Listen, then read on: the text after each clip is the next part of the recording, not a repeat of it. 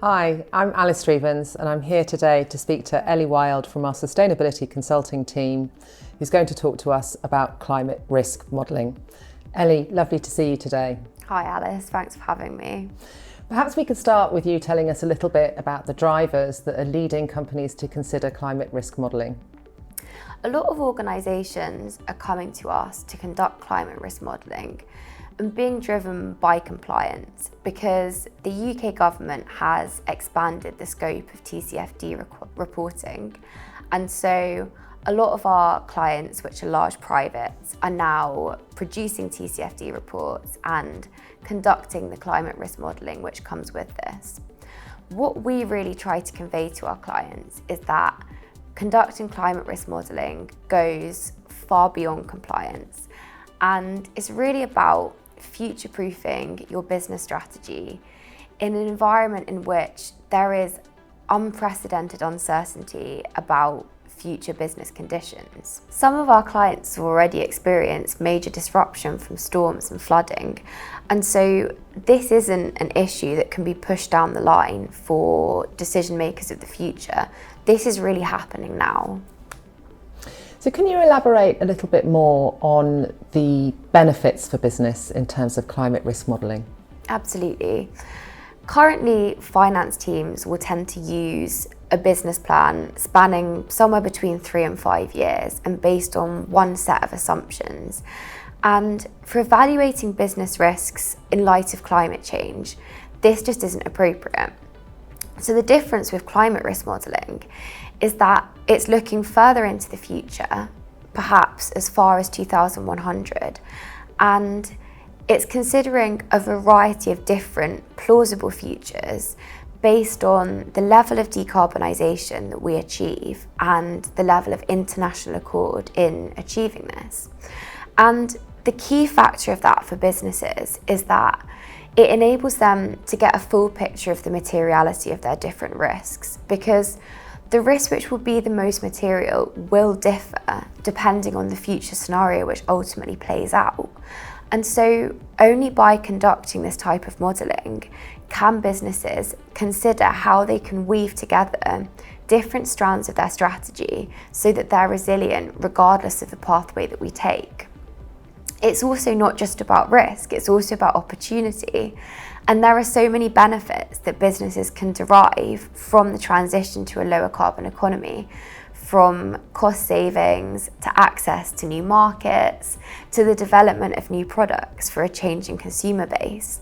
And so this should really be seen as an exercise in staying relevant and adapting as business conditions change.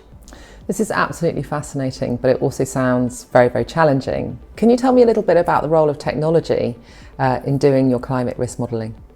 Technology is really fundamental and it underpins our offering because of the complexity of the different risks that we're modelling and the volumes of data that are needed to look at risks across multiple different time horizons and multiple different future scenarios. And so having a solution that can analyse this data and extract meaningful insights on the materiality of risk for client is fundamental.